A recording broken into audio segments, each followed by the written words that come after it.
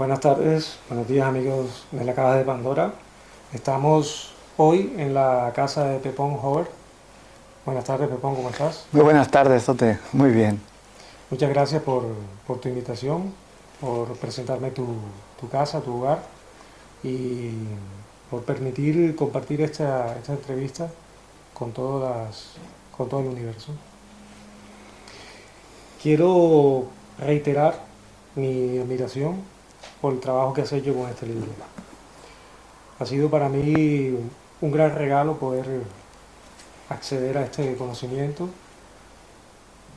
ya que has compartido de una manera muy práctica, de una manera muy amorosa y muy bien documentado. O sea, este libro, Un nuevo mundo en manos de héroes, ya esta es la segunda parte de la entrevista Sí, que hicimos cuando lo publicaste.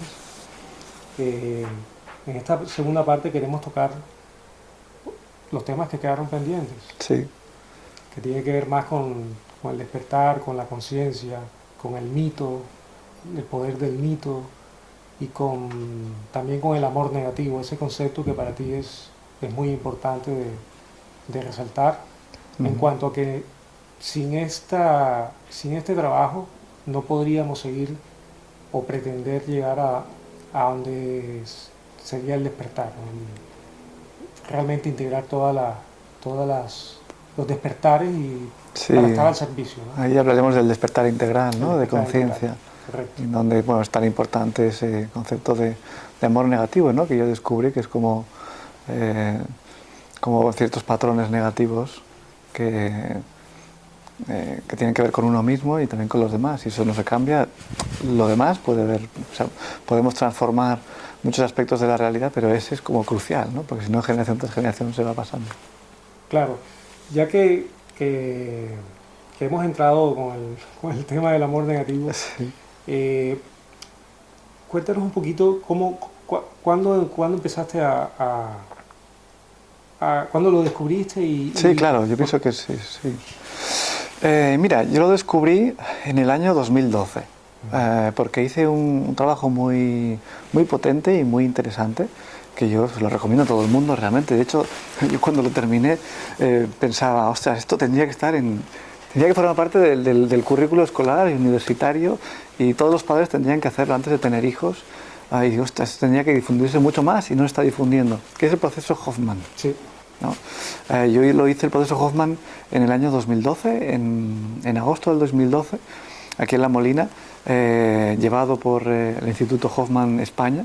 Está en 15 países del mundo, llevan 40 años haciéndolo. Entonces es un proceso largo, de 8 o 9 días, en donde de lo que se trata es de ver cómo las figuras parentales, o sea, cómo tu padre y tu madre y sus respectivos caracteres y personalidades, sus rasgos de carácter, pues están en uno, o sea, uno los asimila y se comporta igual que ellos, igual o a la inversa, ¿no?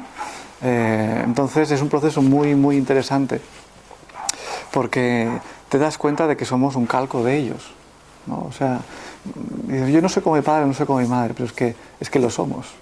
Cuando uno se pone a ver los rasgos, ¿no? Hay una parte de ese proceso que son como 200 rasgos de carácter, ¿no? Y empieza a ver los que son míos, los que son de mi padre y los que son de mi madre, y hace un análisis exhaustivo de tu propia personalidad, ¿no? De cómo eres tú como persona. Te das cuenta de que muchos de tus rasgos son los de ellos, entonces los hemos heredado.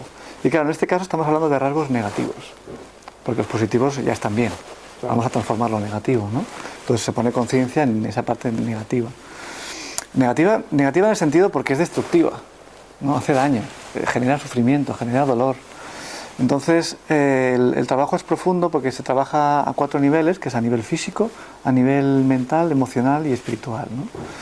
Y claro, pude tomar mucha más conciencia, hacerme mucho más consciente de qué manera yo estoy repitiendo los patrones que mis padres están repitiendo, que a su vez repetían los padres de mis abuelos. Entonces hay una frase que se repite mucho, ¿no? Que es que los padres son culpables, pero no tienen culpa, porque a su vez le pasa lo mismo con los suyos, respectivamente, ¿no? Entonces existen muchas historias, creo que en todas las familias, como dice, se cuecen habas, ¿no? Y esas habas precisamente, ¿qué son, no? Son esos problemas de relación, esos problemas de comprensión, problemas de comunicación, malos entendidos, maltrato físico, maltrato emocional. Y eso está en la mayor parte de las familias y no se habla, no se dice, ¿no? Queda como tabúes, quedan ahí como secretos de la familia, ¿no? En donde o el padre o el hermano o el tío pues abusó a lo mejor sexualmente, ¿no? Pues de la hija, o como la madre o el padre más sumiso pues no hizo nada por intervenir, ¿no? O yo qué sé, por ejemplo, hay una historia que me impactó muchísimo, ¿no? de esa convivencia. Había una chica que, bueno, de una familia disfuncional, eso significa pues, que no sé si el padre era alcohólico, la madre también, o una historia así difícil, ¿no? En que a la hija le gustaba mucho bailar, y estoy hablando de una hija, a lo mejor una niña de, qué sé, 7 años, 6 años, ¿no? Y se vestía de ballet, y le gustaba bailar, y quería ser bailarina. Y la madre decía que no, que ella nunca sería bailarina, que ella bailaría en un puticlub, ¿no? Eso es maltrato puramente, ¿no? Y bueno, pues es ese patrón de invalidación, de tú no serás capaz de, ¿no? Y eso se va metiendo. Y cuando uno es mayor, piensa que no es capaz y que no sirve, que no vale, ¿no? Eso es amor negativo. Bueno, luego explicaré con un poco más detalle.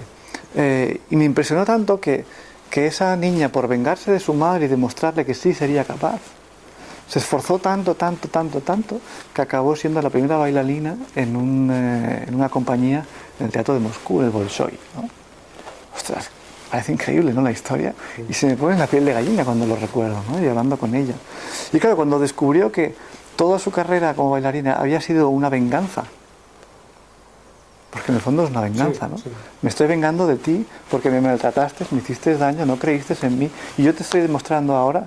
Todo eso significa que yo no soy libre. Sí, es rebeldía total. Es rebeldía, no estoy eligiendo mi vida, estoy reaccionando. Entonces es amor negativo, porque por amor te voy a demostrar que no es así. Pero claro, es una carrera de sufrimiento, de dolor, de disciplina, porque claro, llegar a ser bailarina de ballet, pues requiere mucho trabajo, ¿no? Y claro, como esa historia hay tantas, todos llevamos la venganza hacia nuestros padres normalmente de forma inconsciente, ¿no? Me vengo pues no siendo feliz, me vengo no teniendo hijos, o teniendo hijos, o no teniendo dinero, o dedicándome al opuesto, o sea, hay muchas venganzas, ¿no? Entonces, es muy interesante todo ese trabajo. Y lo descubrí entonces y claro, comprendí mucho más también a mis padres, me comprendí mucho más a mí mismo, y también pude sanar mucho más la relación con mis padres, con lo cual eso también me da mucha más libertad como ser humano, ¿no? Es muy importante. Claro, porque al final o sea, si uno no toma a los padres y se reconcilia con los padres, no puede tomar la vida y no se puede reconciliar con la vida, no puede estar tranquilo, no puede estar en paz, ¿no? Es como no puedes amar de verdad si no los amas a ellos primero. Los demás son sucedáneos, ¿no? Entonces todo ese trabajo tan importante con las figuras parentales pues me parece como el pilar central, ¿no? Para un nuevo mundo, porque si no se tienen hijos, pero ¿cómo se educa a esos hijos? ¿Qué se les transmite a esos hijos? Que luego a su vez lo van a retransmitir de nuevo. Entonces recuerdo que alguien me comentó, eso de amor negativo es imposible, es una incoherencia, porque el amor siempre es positivo, pero la rabia también es amor. Cuando uno tiene mucha rabia contra alguien es que también lo quiere mucho, ¿no? Eso se suele decir, ¿no? Entonces es como una sensación de impotencia, pero porque yo te quiero en el fondo, un amor, ¿no? Estancado. Sí, es un amor estancado. Y amor negativo porque por amor te haces daño a ti mismo y haces daño a los demás también, ¿no? Claro, hay un punto en el libro que también hablas también de la relación con la sociedad. Sí. No solamente con los padres, sino también lo que el medio donde tú has nacido, las tradiciones, también generan alrededor de este amor negativo. Las costumbres... Claro, por supuesto, digamos, estamos dentro de la cultura, ¿no? Y hay una serie de tradiciones, de patrones, de normas tácitas, ¿no? De cómo tienen que ser las cosas. Y estamos ahí metidos. Entonces, por eso ese trabajo de discernimiento, de darse cuenta, de salir, ¿no? de uno mismo, salir también, o intentar salir en la medida de lo posible, porque no podemos salir completamente, porque estamos como impregnados, estamos como pintados por eso, ¿no? Entonces, ¿cómo me quito yo esa pintura de la cultura para poderla ver desde fuera? No puedo, es como muy complicado eso, ¿no? Es como, o sea, podemos ver otra cultura distinta a la nuestra porque no estamos dentro. Pero uno que está dentro de esa cultura, desde dentro, a veces es difícil verla, ¿no? Entonces, evidentemente, los padres están pues teñidos de los rasgos culturales de donde han nacido, del momento cultural, socioeconómico, político. Y bueno, pues uno hereda eso. Pero al final, también en ese viaje del héroe, ¿no?, del mito, la reconciliación con la autoridad, cuando uno se va volviendo cada vez más adulto y también tiene una relación más sana con los padres,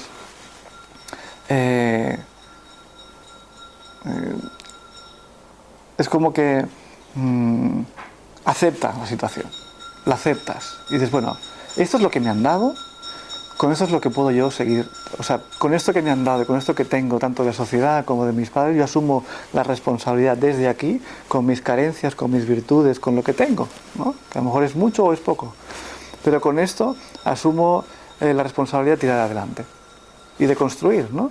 Yo qué sé, podemos tener, vamos a hacer un plato de cera, de cerámica, ¿no?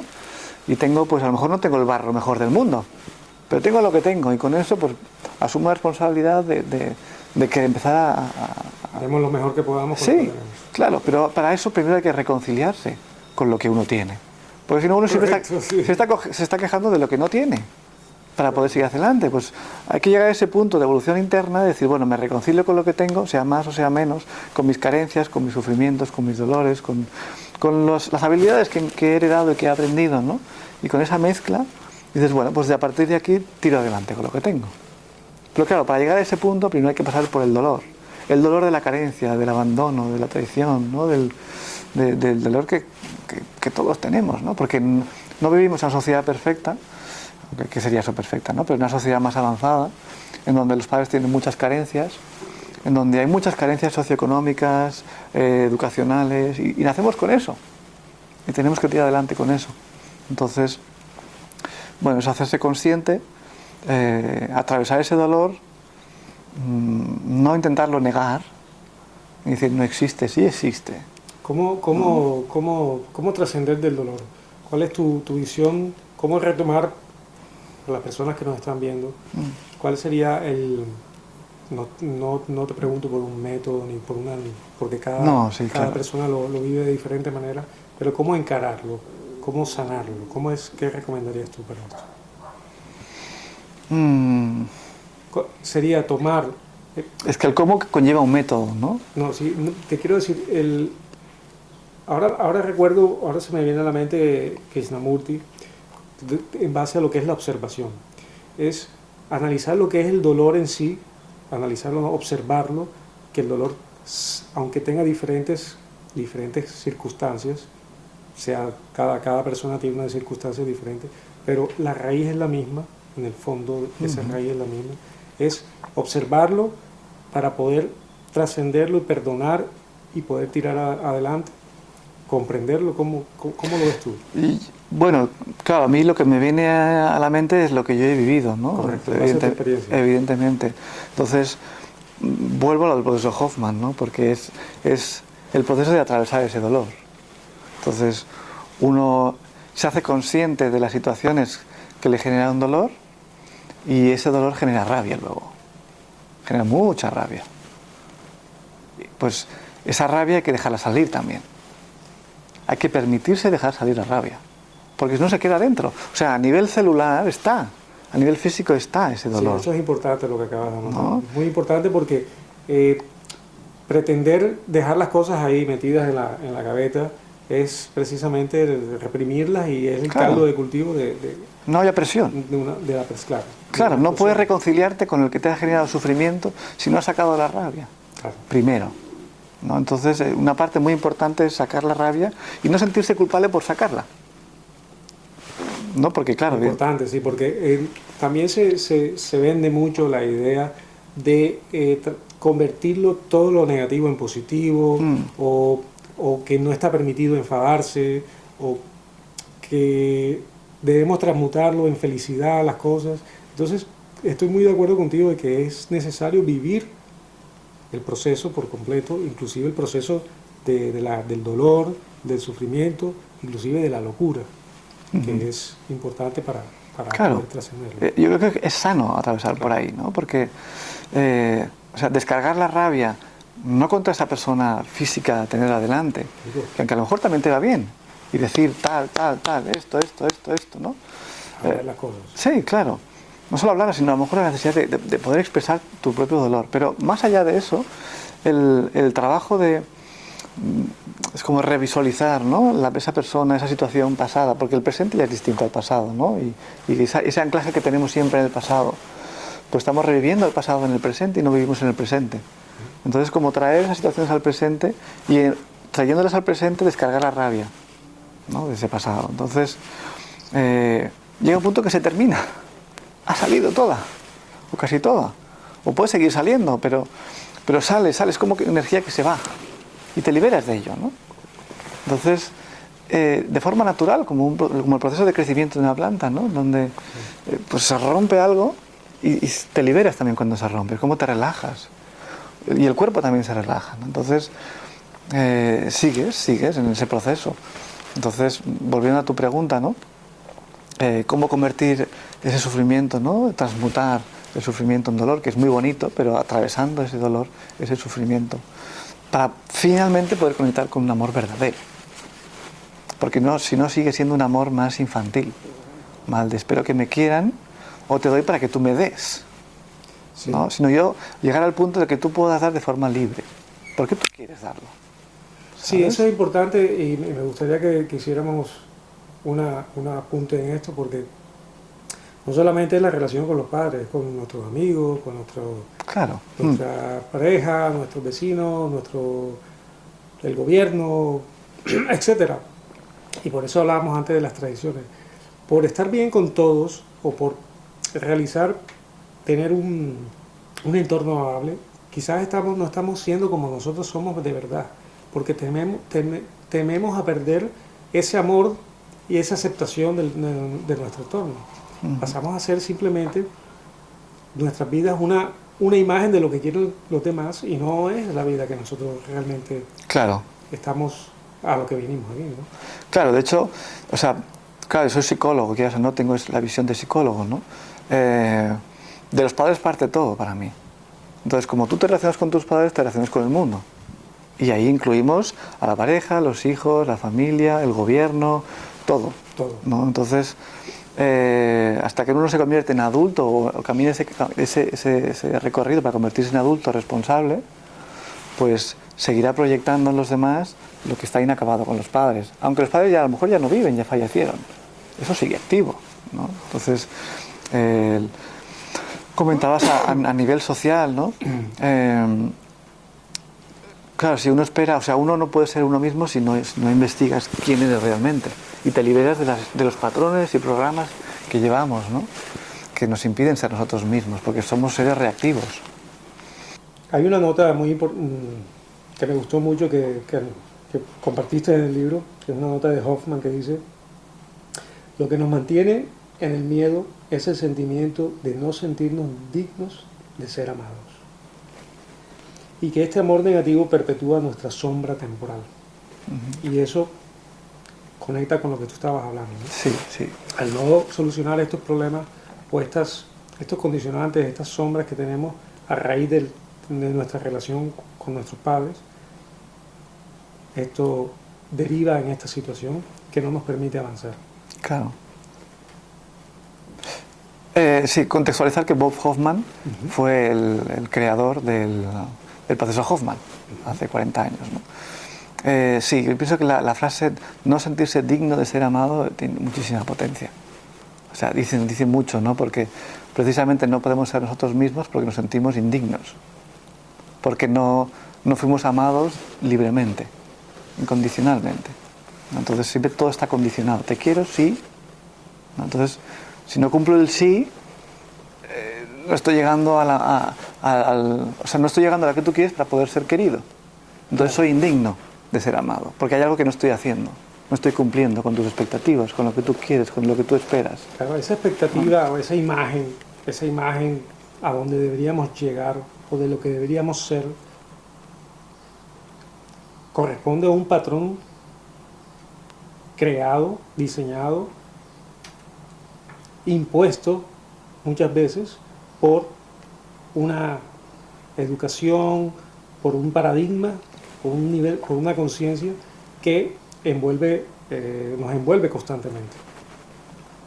Entonces, ¿de dónde proviene ese patrón? ¿Cómo podemos identificar ese trabajo? Podemos hacernos libres, porque hay un momento en el que para trascender esto no solamente debemos comprender la relación con nuestros padres y nuestras sombras y nuestras programaciones, sino que también de dónde proviene, cómo nuestros padres fueron programados. Claro. Tú lo tienes bastante explicado aquí en este libro. Sí, bueno, ahí nos vamos al despertar integral, ¿no? Precisamente, porque claro, los padres, como decía, ¿no? están dentro de la cultura, y la cultura también está programada para que los padres programen también inconscientemente a los que vienen después, ¿no? Entonces, ¿de dónde viene y quién la ha programado? Pues ¿no? Es un poco complejo, muy largo, y tampoco te sé responder porque no tengo una respuesta, ¿no? Pero sí que es cierto que de algún modo esta civilización en la que estamos viviendo ahora se ha construido una caja, ¿no? Con unos límites bien definidos de lo que es posible, de lo que es real para la vida humana, para la sociedad, en todos los ámbitos. A nivel científico se construyen unos límites, que sería el paradigma científico antiguo, lo que estamos dejando atrás, el materialista, positivista, bueno, porque solamente se puede ver lo que se puede medir, ¿no? Por ejemplo. Sí, etcétera, etcétera. Entonces, a nivel educativo, a nivel del trabajo, a nivel del ocio, a nivel de religión, a nivel político, económico, todo, ¿no? A nivel energético, por ejemplo, a nivel energético, existen las leyes de la termodinámica y, por tanto, no se puede generar más energía de un sistema de la que se pone en él, ¿no? Sería una de las leyes de la termodinámica. Pues eso ya te establece un principio que parece que es inviolable. Sin embargo, existen las overunities, ¿no? Sí. Sistemas que generan más energía de la que se pone dentro. Entonces, claro, ahí nos vamos a ese despertar integral, ¿no? De todos los ámbitos, pero claro, son como muchos temas, ¿no? El tema es que hay una parte, yo creo, que de la sociedad que está programada por ciertos grupos que a voluntad lo programan así o limitan así la realidad, y por otra parte la propia inercia del movimiento de la cultura y del sistema hace que se perpetúe así también. Claro. O sea, lleva su inercia, y con esa inercia pues no hace falta que le pongan más al sistema. No sé si me explico. O sea, siempre hablamos de los Illuminati, o hablamos de las 13 familias, o hablamos de otros seres, ¿no? De seres extraterrestres que pueden tener un interés en esclavizarnos, ¿no? Yo creo que ahí es donde podemos apuntar, ¿no? Cómo limitando la realidad en la que vivimos y las posibilidades que hay en esta realidad para nosotros ser y poder expandirnos, están limitando nuestro desarrollo como seres humanos y espirituales también, ¿no? Si tú le dices a alguien que, por ejemplo, que tú no puedes correr, que tu cuerpo no resistiría al correr, pues a lo mejor es que ni lo intentas. O sea, si generas fantasmas, si generas monstruos para que la gente no cruce esos límites, pues los estás limitando, ¿no? Claro, estoy hablando en términos muy generales, porque se puede aplicar a todo esta manera de pensar, ¿no? Lo que pasa es que ahí está el trabajo del héroe, ¿no? Que es el no conformarse con esas respuestas limitantes, y llega un punto que uno siente desde dentro, ¿y esto por qué es así, ¿no? Yo siento que hay algo más, o a veces tienes experiencias que te inducen a pensar o a sentir, experimentar que hay algo más allá de esos límites. Entonces, cuando uno investiga más allá y empieza a romper la carcasa que te limita, ¿no? Como ser humano. Entonces, volviendo al principio, lo de sentirse indigno de ser uno mismo, o sea, esa programación de sentirse indigno de ser uno mismo, de ser amado, claro, no solamente viene por la programación de los padres, sino que la propia sociedad marca unos estándares del éxito, unos estándares de cómo hay que ser como persona, unos estándares de ser humano, ¿no? En esta sociedad, y si no los cumples, no serás amado por la sociedad, no serás valorado por tus amigos, no serás valorado por la familia, no serás valorado por la gente del trabajo, por tu jefe. Además que son diferentes en diferentes lugares del mundo, no es lo mismo lo que es malo aquí que es bueno en China o en Francia. Claro, sí, sí. Sí, o sea que corresponde hay unas variantes completamente, está polarizado completamente.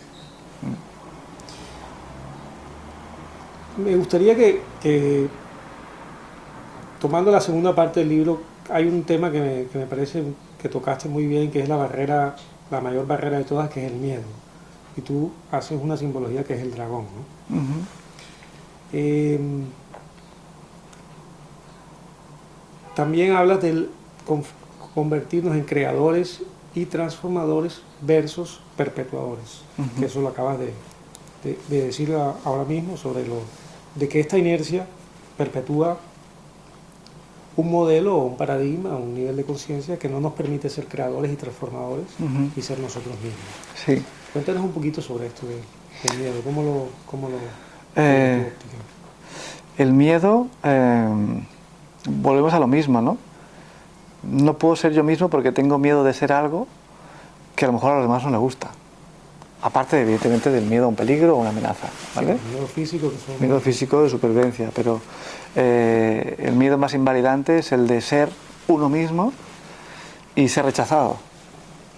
Entonces, volvemos a lo mismo otra vez, sentirse indigno de ser amado. O sea, si yo no soy lo que los demás esperan, no voy a ser amado. Eso genera miedo, el miedo al rechazo, el rechazo de la tribu, ¿no? De la comunidad, el ser expulsado, el quedarse solo, el no tener en quién apoyarse, te apoyas en ti mismo, ¿no? Entonces, pienso que ese miedo se transforma también en la medida que uno se convierte en adulto. Se convierte más adulto, más responsable, más anclado en uno mismo, porque uno se sostiene sobre sí mismo. Aunque a la vez somos interdependientes, nos necesitamos unos a los otros, evidentemente, ¿no? Pero los niños dependen de los padres para crecer, para vivir, para la ropa, para la comida, para tener sustento.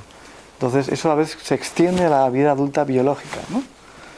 Entonces en la medida que hacemos crecer también la conciencia interna, la parte emocional, uno también se convierte en adulto y cada vez tiene menos miedo. Porque tú ya te valoras a ti mismo, tú te quieres a ti mismo, tú te respetas a ti mismo. Y no tienes tanto miedo a ser algo que los demás no esperan. Entonces si no gusta, pues no gusta, pero ese soy yo. Te guste o no te guste. Simplemente respetando a los demás, ¿no? Yo creo que es el miedo más invalidante de todos. Es el que te impide ser lo que tú eres y realizar lo que has venido a hacer en esta vida.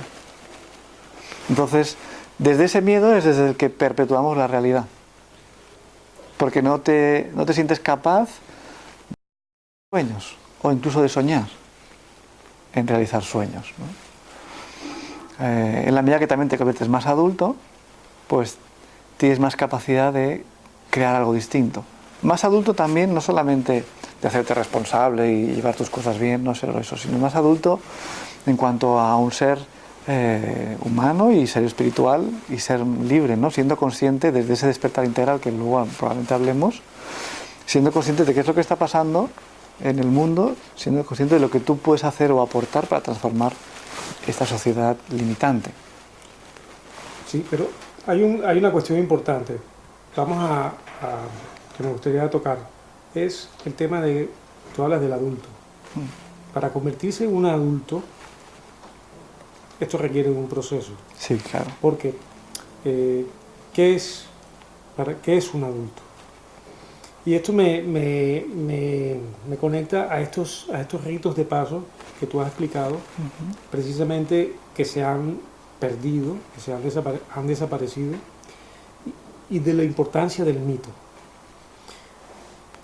Haciendo un reconocimiento de la importancia de los mitos dentro de nuestro crecimiento y el hecho de vivirlos, de el ensoñamiento de lo que nos aportan en nuestra vida, de cómo esos mitos catapultan el miedo muy lejos, te dan unos puntos de referencia, te dan un conocimiento de lo sagrado, de lo invisible, de estos mundos oníricos, representativos del universo. ¿Cómo nos ayudan a pasar a eso que tú llamas adulto? ¿Qué es para ti el adulto y el niño? ¿Y cómo podemos retomar eso tan importante que son los ritos de paso? Bueno, esa es una pregunta muy interesante. que daría para mucha investigación, ¿no? Y para mucho realmente, porque es que es realmente muy importante rescatar todo eso a día de hoy. ¿Qué es un niño? ¿Qué es un adulto? Y los ritos de paso, ¿no? Yo me estoy haciendo adulto, yo sigo en el proceso de hacerme adulto, ¿no? Yo sigo siendo consciente de que todavía tengo una parte de niño, pero no el niño interior, es distinto, ¿no? Que le gusta jugar, crear, es otra parte psíquica, ¿no? Yo creo que el adulto es el que se hace responsable de sí mismo, se hace responsable y que puede comunicar lo que necesita, que puede pedir lo que necesita, que se sostiene sobre sí mismo. Porque si uno se fija en cómo es un niño, como decía antes, ¿no? Un niño depende de que le den de comer, de que le cobijen, de que le den amor, de que le resuelvan los problemas. Entonces, eso se está trasladando al mundo supuestamente adulto, pero que no lo es. O sea, las personas de hoy en día siguen esperando pues, que les cuiden. Por ejemplo, una víctima, ¿no? Un huérfano sería una persona que todavía espera ser rescatada. Cuando un niño se cae, espera ser rescatado, ¿no? de la caída. Entonces los ritos de pasos ahí creo que son muy importantes rescatarlos. Porque, como decía Joseph Campbell, ¿no? El mitólogo, la mitología tiene diferentes funciones, ¿no? Y los ritos de paso forman parte de esa mitología, porque ayudan a que la psique se transforme y tiene una función psicopedagoga, ¿no? En donde ayuda a la psique a dar un paso, un salto hacia un estado más maduro. Por ejemplo, ¿no? Creo que lo cuento en el libro, pero cuando yo estuve viviendo en Liverpool, conocí a una familia que estaba muy en sintonía con el mundo celta y demás, ¿no? Entonces, recuerdo que tenían 2 hijos y uno de ellos iba a cumplir 18 años. Entonces, un rito de paso sencillo pues consistía en irse con otros chicos del barrio, de la comunidad donde viven, con sus respectivos padres, al bosque. Y pasar todo el fin de semana durmiendo en el bosque, ¿no? Entonces, como que los padres no me explicaron qué hicieron, pero sí me dio a entender que es como que los padres les explicaban a los hijos qué era eso de convertirse en un hombre, ¿no? Como que pasaban, ¿no? esa barrera. O por ejemplo en la película La Guerra de las Galaxias, ¿no? Donde Luke Skywalker se enfrenta a su padre. Eso, de hecho, la película de La Guerra de las Galaxias está muy basada en el libro de Joseph Campbell, el mito de el héroe de las 1000 caras, ¿no? Y justo en ese momento, y como yo ahora me convierto en ti, ¿no? En el momento en el que lucha el hijo con el padre y gana al padre, que no lo mata, pero digamos lo gana, le quita la máscara de la fiereza, ¿no? Es como ahora yo soy tú y ahora yo me convierto en ti, ¿no? Es como un rito también de paso, ¿no? Y hay otras culturas en donde tengo entendido que los que se van a convertir en adultos tienen que luchar contra los adultos, que van vestidos con máscaras y son muy fieros, ¿no? Aparentemente muy fieros. Entonces hay como una lucha en donde el adolescente que se va a convertir en adulto pues ha de ganar al adulto para tener un espacio en su reino, ¿no?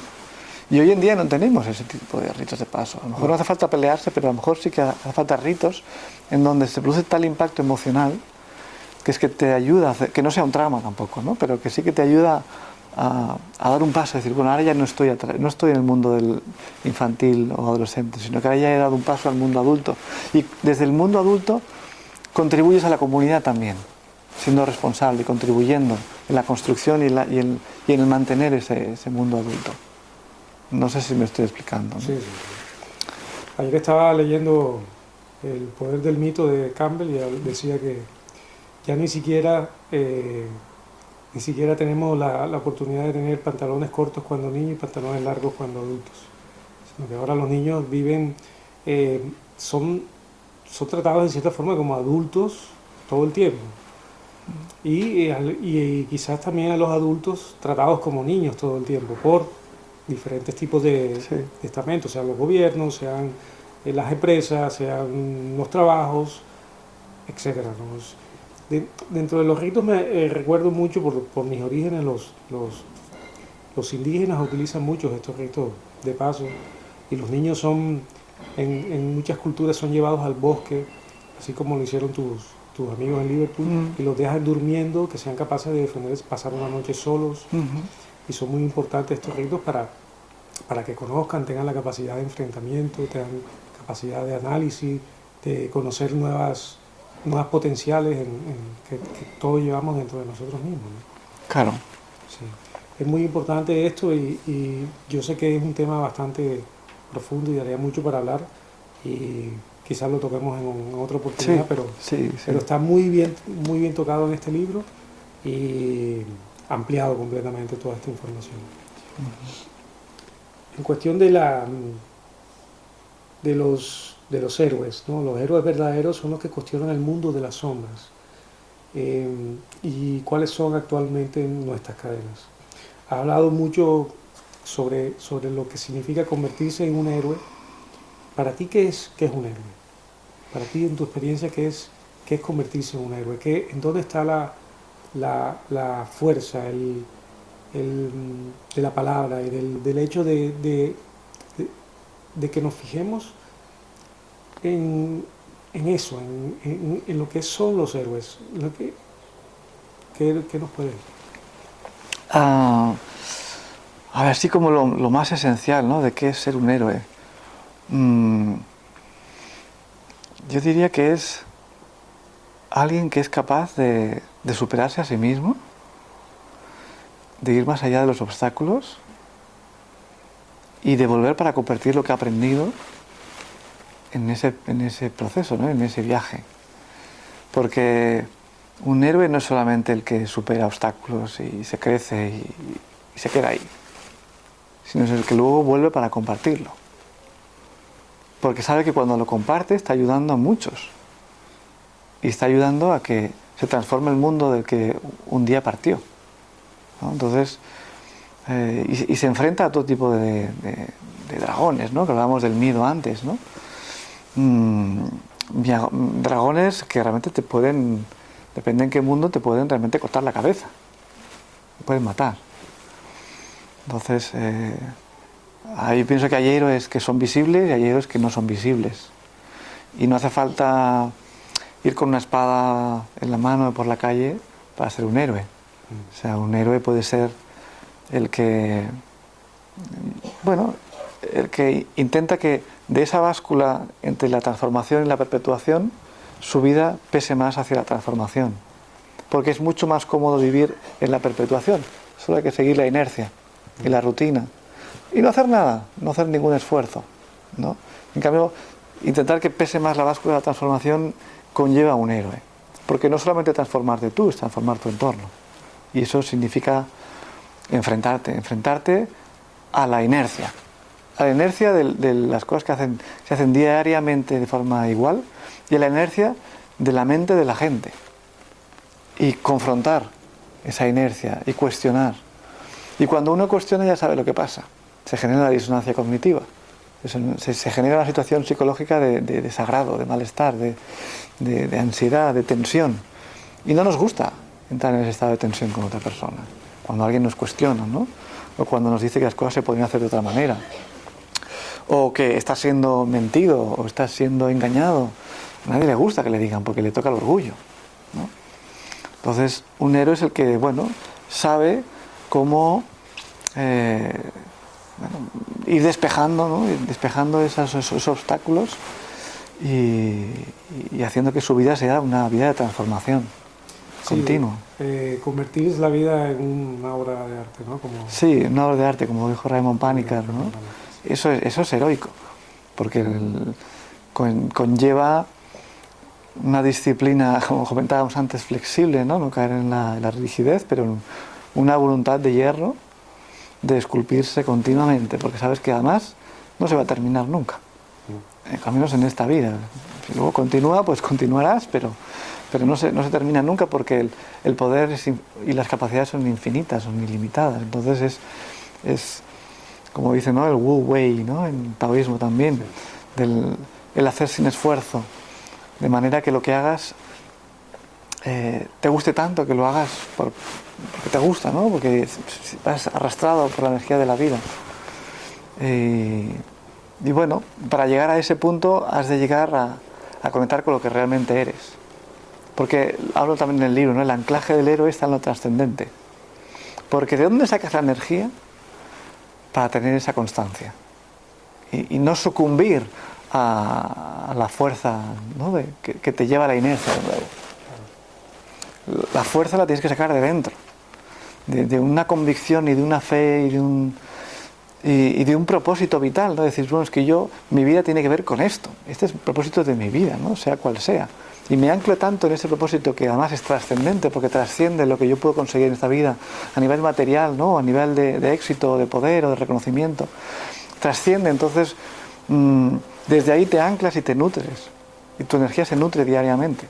Y puedes tener momentos más bajos o más altos por diferentes etapas de tu vida, pero eso está tan anclado que no se pierde. Claro, cuando tienes esos momentos bajos, de ahí la importancia del mito. Claro, te rescata, te recuerda, ¿no? Que está eso. Y eso es lo importante que queríamos compartir en este video, por lo menos en mi caso, después de haber leído esto, es recuperar, porque sí es cierto que los mitos los dejamos olvidados, los encajonamos, han sido reemplazados, los mitos han sido reemplazados por personajes de telenovela y de televisión. Claro. Es que realmente no tienen la fuerza suficiente, el suficiente anclaje para darnos las cosas. Claro, sí, sí. Yo creo que películas como Matrix, como V de Vendetta, como tantas otras, ese mito está ahí, ¿no? Sí. Están ahí esos mitos y se están comunicando. Pero lo ponen en el mundo de la ficción. Correcto. ¿No? El mundo de la ficción. Entonces no se conecta con la realidad. Pero a muchos, los que nos gustan esas películas, nos llega profundamente. Claro. Es como si uno sale de esa película y dice, tengo energía para seguir una semana más, ¿no? O voy a hacer esto, esto. Luego uno cae y no lo hace, ¿no? Pero es como que a través de esas películas se transmite la energía del mito, en este caso del mito del viaje del héroe, ¿no? Y del héroe, y nos llena de energía y de voluntad, ¿no? Para seguir adelante y bueno, superar obstáculos. Pero hay millones de héroes anónimos que están haciendo cositas pequeñitas en diferentes partes del planeta. Y ahora me acabo de acordar de reciente fallecido Eduardo Galeano, que decía esto: lo importante es esas cosas pequeñitas, chiquiticas que tú haces, todas juntas hacen algo muy grande y rompen esta inercia que nos ha tenido en cierta forma desmitificados y haciendo de nuestra vida una copia de la... Sí, una copia, no una original. Claro, sí. Pues me está gustando mucho esto que estamos conversando. Tú has tratado muy bien el tema de los arquetipos. Y hablas que los arquetipos son paquetes de información que uno descarga o experimenta. Y bueno, el mito, lo defino como lo pones, es la entrada secreta por la cual las inagotables energías del cosmos se vierten en las manifestaciones culturales humanas. Esto es una definición de Campbell. Cuéntanos un poco sobre los arquetipos, porque son para mí han sido bastante reveladores, como lo has compartido aquí.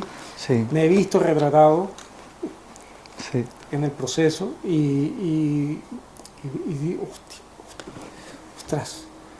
Pero cuando empecé cuando retomé la lectura para esta entrevista, me ayudaste mucho porque me sacaste de un agujerito que tenía por ahí pendiente. Sí. Y por eso me parece muy importante que hablemos un poco sobre los arquetipos, ¿no? Claro.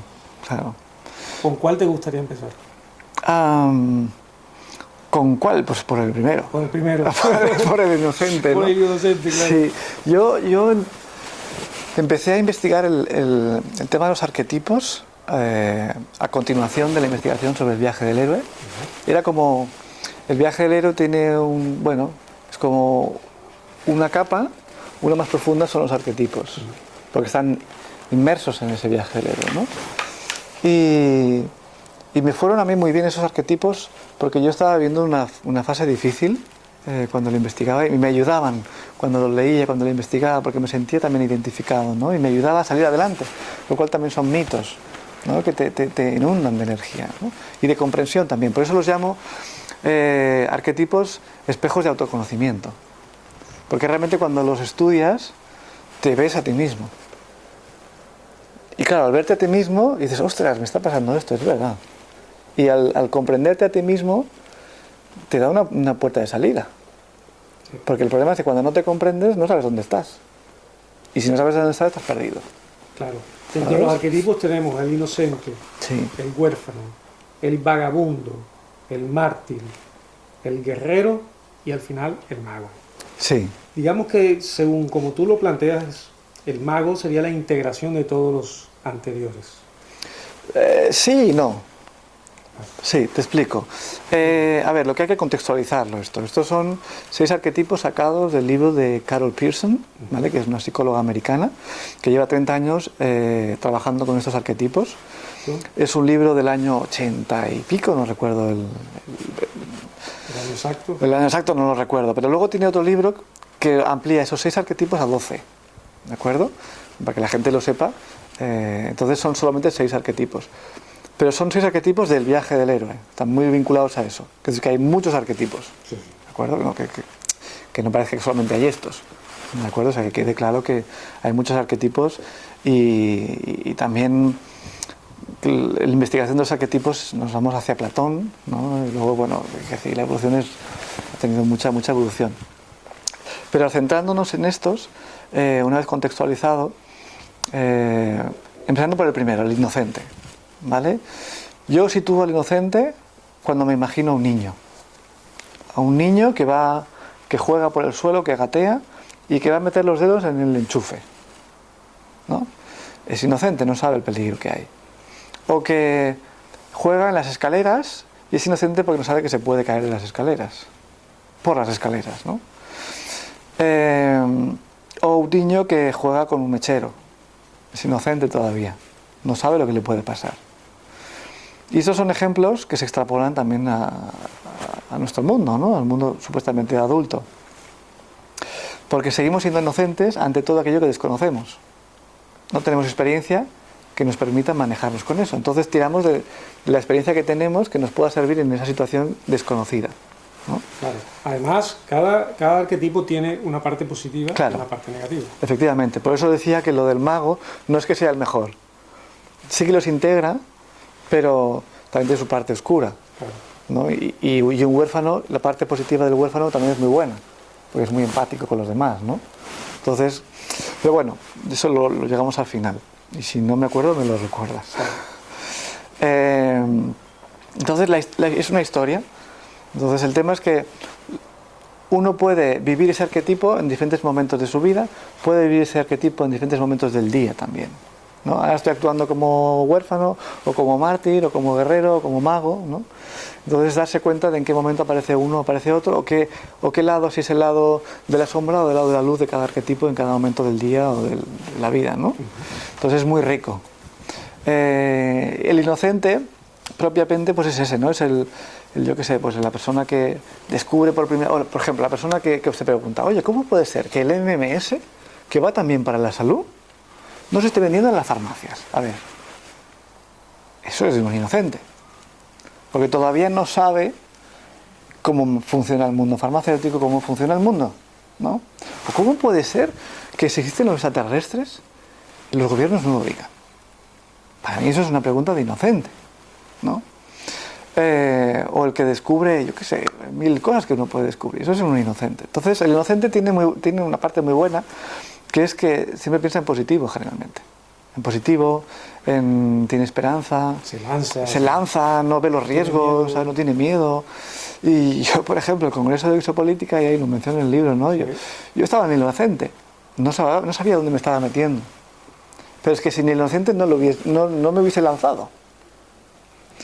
Entonces, gracias al inocente, pues me aventuré a hacer algo bueno, pues que tenía sus riesgos, ¿sabes?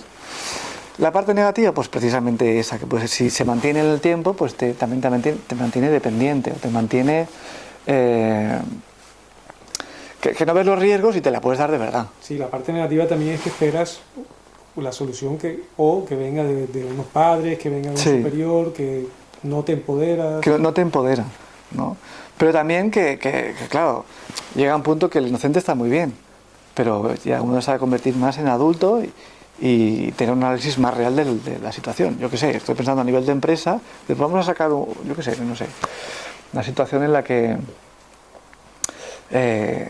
necesitas analizar los riesgos reales, ¿no? Es decir, yo voy a hacer un descenso en bicicleta, ¿vale?, por un barranco. Sí, hay que ser, digamos... no seamos inocentes, que te puedes matar. Más que la palabra adulto me gusta la responsabilidad, ¿no? Saber que somos 100% responsables. Sí. En cada momento de lo que somos y de lo que estamos creando. Sí, sí, exactamente. Pero quiero decirte que a veces uno, si es demasiado inocente, no ve los riesgos y puede meter a otros en unos riesgos que son innecesarios, ¿no? O decir, sí, yo qué sé, pues estoy pensando en la empresa porque estoy muy metido en eso ahora, ¿no? Pero sí, este producto se va a vender mucho, va a ayudar a mucha gente, y luego sale al mercado, y como no has hecho un análisis de mercado suficientemente bueno, pues te das una hostia, has invertido mucho dinero y pierdes dinero. ¿Sabes? Que decir, ese sería un inocente que cree que va a salir todo bien. A veces las cosas no siempre salen bien, ¿sabes? Entonces, ¿qué ocurre? Imaginemos que, sencillo, un niño que corre, se cae, se hace daño, le sangra la rodilla. ¿Y qué es lo primero que hace un niño? Pues llorar. Se ha hecho daño o va en bicicleta, se cae, se hace daño. ¿Y qué espera un niño en ese momento? Que alguien lo consuele. Que alguien lo consuele, que venga papá o mamá, ¿no? Entonces, efectivamente, como es un niño, papá y mamá, si están ahí, van a venir y lo van a rescatar y lo van a cuidar. Y le van a decir, pumpa sana, se cura enseguida, ¿no? Entonces, ese niño pues va a estar un tiempo pues con la herida ahí y los padres le van a cuidar y le van a curar. Pero en el mundo adulto, si nos enganchamos a eso, pues no tenemos poder. El poder lo estamos entregando afuera, ¿no? A esperar ser rescatados. Entonces, un adulto como niño, como huérfano, que es que yo me he caído, me he hecho daño, soy víctima en ese momento, espero que alguien me rescate. Y eso se puede extrapolar a, pues me echan del trabajo, ¿no? O me quedo sin pareja. O lo que estamos viendo en la situación política. O situación política, económica, energética, etcétera, esperando, ¿no?, que de afuera, sí, o los extraterrestres, o que alguien... Sí, o por ejemplo, ¿no?, con el tema del 2012, que ya estamos en el 2015, ¿no? Pero incluso yo también caí en eso, ¿no? Pero mucho más atrás, a lo mejor en el 2000, no sé, 2007, 2008, o más atrás todavía, en donde esperaba que pasase algo en el mundo que nos rescatase, o que me rescatase de mi situación difícil, ¿no? Correcto. O sea, a ver si se acaba el mundo para yo sentirme a salvo. Porque como no me gusta este mundo, así el mundo se irá a tomar por saco, sí. Y no tendré que vivir la dificultad de vivir en un mundo en el que no me sé ubicar, ¿no? Es esperar una salvación de fuera. Y yo en ese momento estaba viviendo el arquetipo de la víctima, ¿no? Claro.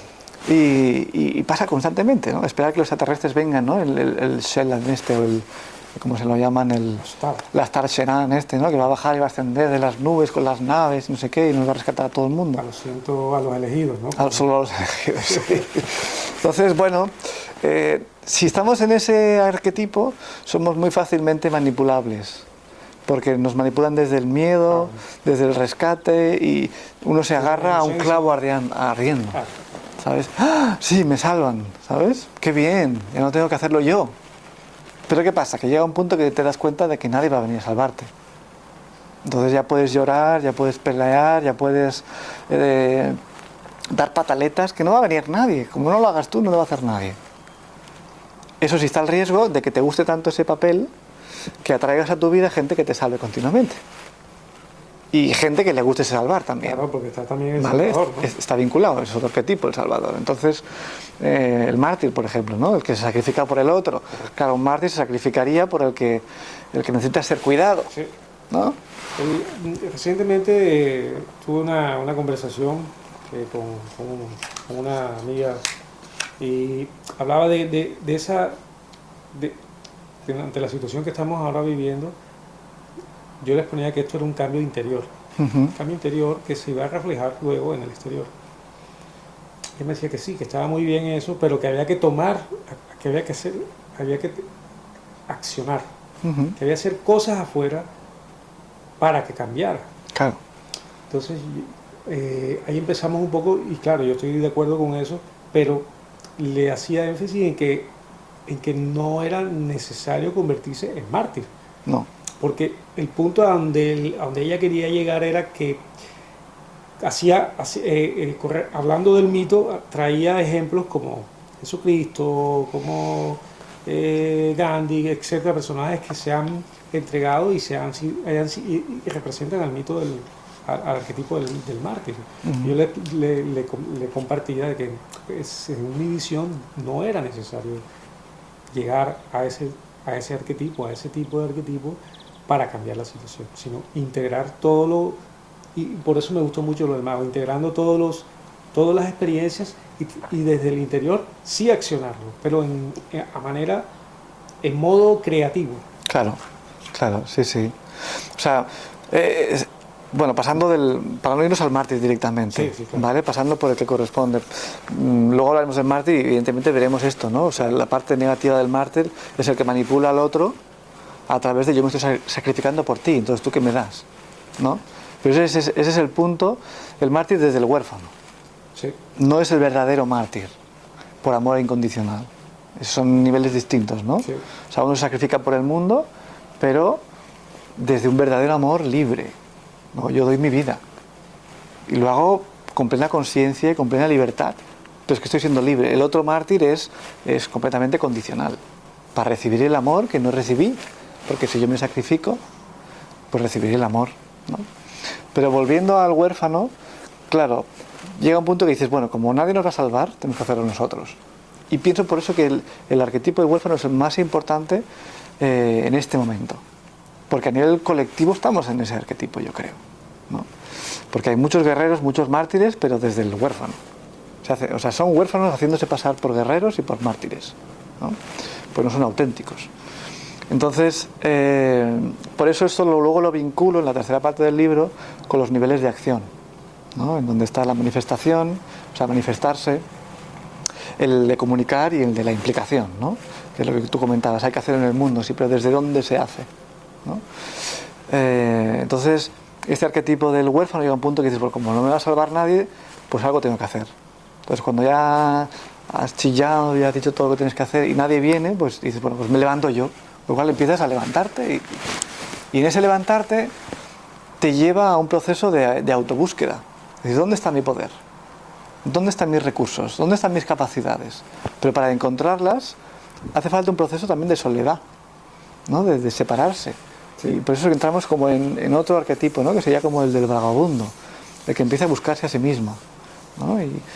Y decir, bueno, pues como la carta del tarot, ¿no? No recuerdo cuál es, ¿no? Pero es la que lleva la capara con una luz, ¿no? Con una llama. El ermitaño, esto. Y ese es ese otro proceso que a través de ese ermitaño, a través de ese proceso de vagabundear y de buscar, ¿no? Sí, Buscar fuera para buscar, para sí, encontrarte dentro. es para llegar a la iniciación, ¿no? Sí, sí, Lo que hablas de separación, iniciación y retorno sí. sería el ermitaño o el vagabundo ayuda al proceso de la iniciación. Sí, ahí yo pienso que hay un umbral. Claro. Hay un umbral en donde ya cruzas, ¿no? Claro. Cruzas y ya no hay vuelta atrás. Porque todo lo que empiezas a descubrir a partir de ese momento ya forma parte de tu crecimiento o sea, para convertirte en adulto, que lo comentábamos al principio, ¿no? Entonces, en ese proceso, pues uno se va encontrando a sí mismo y vas creciendo como persona, vas conociéndote más la parte de sombra, la parte de luz, y todo eso es un proceso iniciático, ¿vale? Cuando uno más o menos sabe quién es, dónde está, por qué está aquí, a qué ha venido a hacer, etcétera, pues puede coger dos caminos, hay muchos más caminos, pero en relación a esta serie de arquetipos puede ir hacia el guerrero o hacia el mártir, ¿no? Pero auténtico. La cultura condiciona mucho hacia qué arquetipo nos vamos, porque las mujeres tienden hacia el mártir y los hombres hacia el guerrero, ¿de acuerdo? Pero no tiene por qué ser así. Entonces, hacia el mártir que estábamos comentando, pues bueno, como yo sé quién soy y qué misión tengo en la vida, pues me voy a sacrificar por alguna causa, ¿no? Yo qué sé, pues salvar animales, ¿no? O salvar niños en África, o yo que sé, hay miles de causas, ¿no?, que todos conocemos.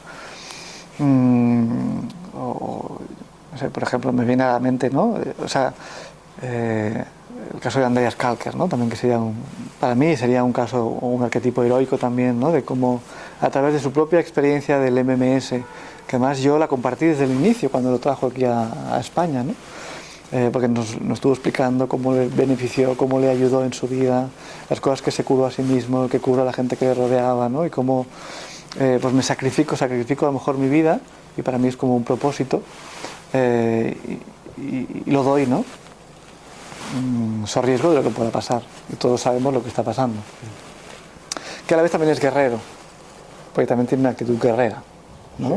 Sí. Por ejemplo, que tenemos el chico Robin Hood catalán de los bancos. También sería el Enric Duran. También. Entonces, bueno, sí que pensándolo, ¿no?, es como que hay una parte de uno, parte de otro también, ¿no?, de esos dos arquetipos.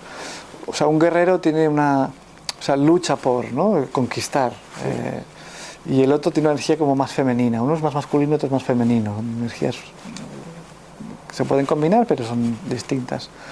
Y en la medida que uno transita esas energías, a lo mejor ya no necesita sacrificarse o luchar por una causa, sino que uno crea algo nuevo, ¿no?, completamente distinto, con otras reglas de juego, y ese sería ya el mago, que ha integrado.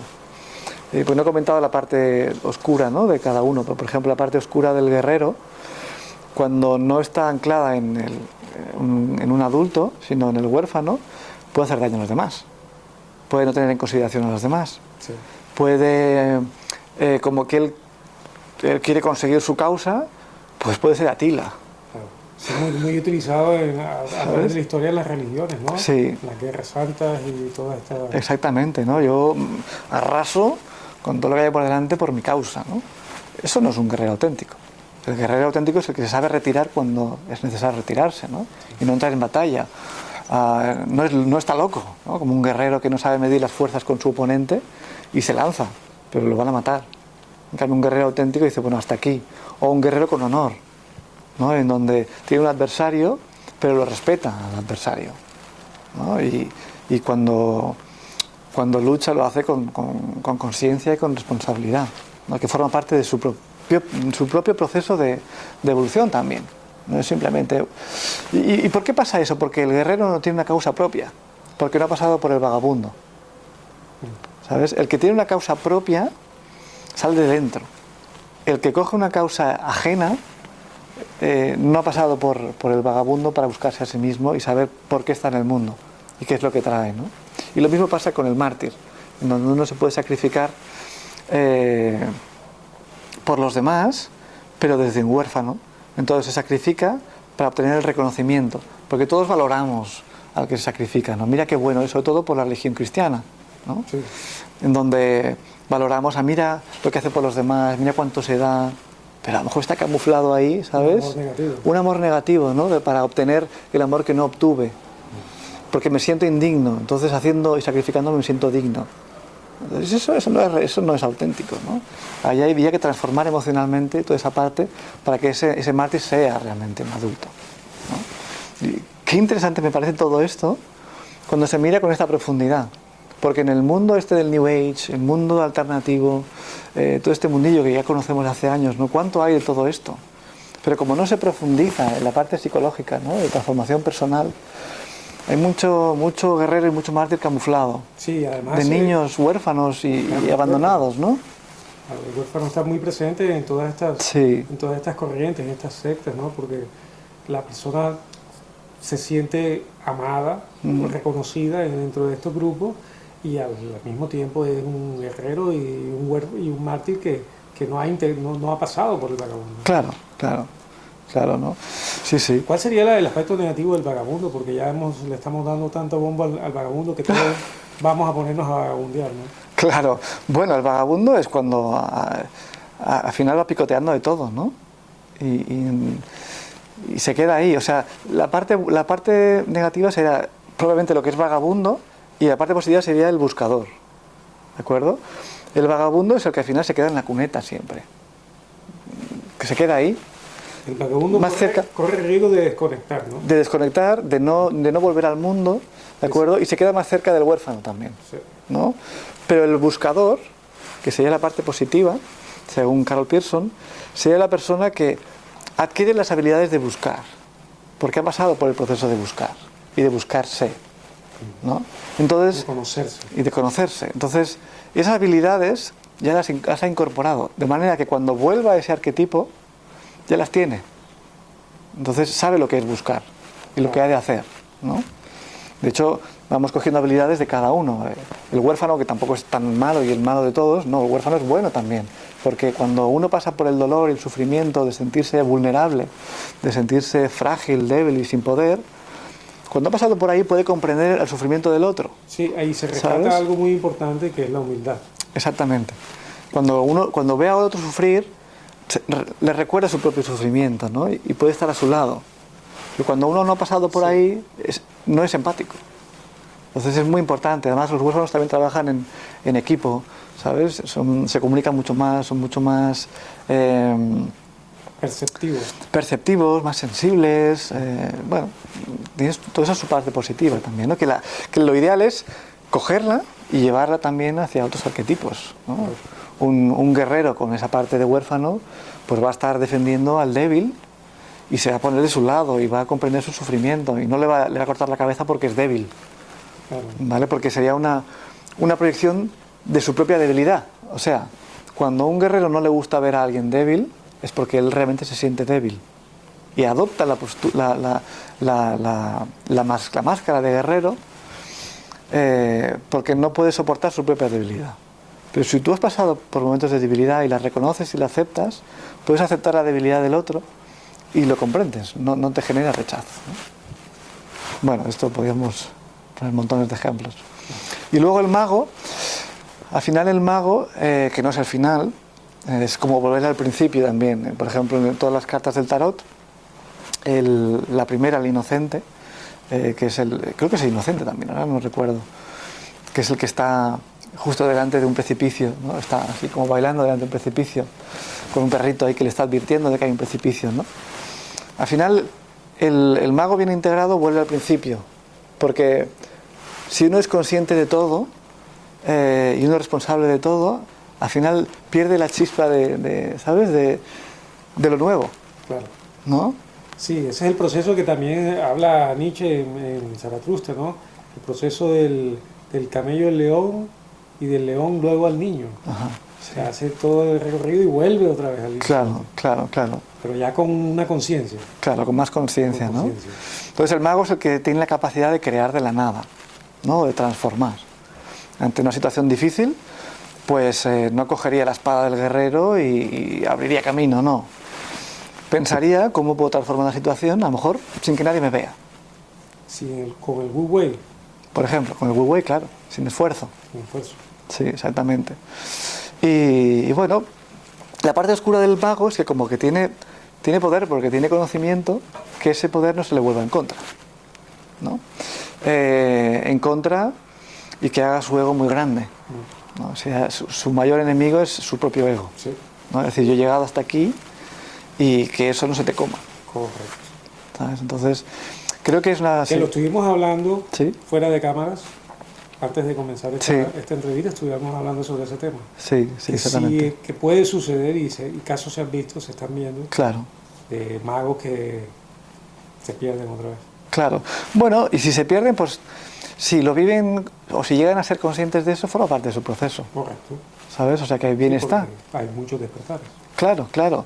Y yo pienso que el llegar a cierto punto de comprensión también tiene sus retos y sus riesgos, ¿no? Sí, Y ese es uno. Entonces también hay que comprender al que llega a eso y le pasa eso. sí. Aunque aparentemente parece que tenga que enseñar a los demás, ¿no? Pero también está en ese proceso de aprendizaje. Sí, De cómo gestionarlo eso. sí, eso lo tocaste muy bien recientemente con el tema del guerrero cuando reconoce y tiene honor con su contrincante. Y en el proceso de todos estos arquetipos nos damos cuenta de que todo este mito, toda esta conciencia, este paradigma nos envuelve a todos, o sea que no hay realmente una separación. Todo está fusionado, unido. Claro, sí, sí. Es espejos. Ujú. Sí. En cuanto, no sé, si quieres hablar algo sobre el despertar de la conciencia integral, yo Ah, sí, creo que vale la pena. tengo un par de notas que me gustaron del libro, una nota de Gurdjieff y una nota, no sé si me gustaría compartirla porque me pareció bastante hermosa, ¿no? Aquí lo tengo señalado, la página 522 del libro.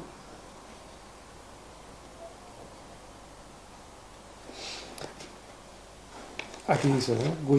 Gurdjieff explica que vivimos en el estado caminantes dormidos, Ujú. porque a pesar de que estamos despiertos, seguimos en el estado de sueño.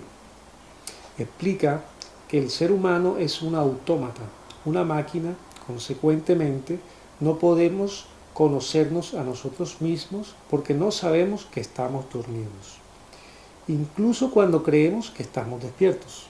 Esto es importante porque ahora acabamos de llegar en ese punto de magos, ¿no? De que Ujú. Sí, ya lo tenemos todo, ¿no? sí.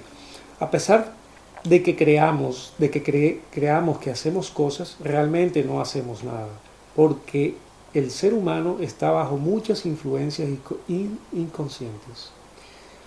Desde planetas como la Luna, nuestro linaje heredado, nuestras circunstancias, etc. Por lo tanto, el ser humano no es libre.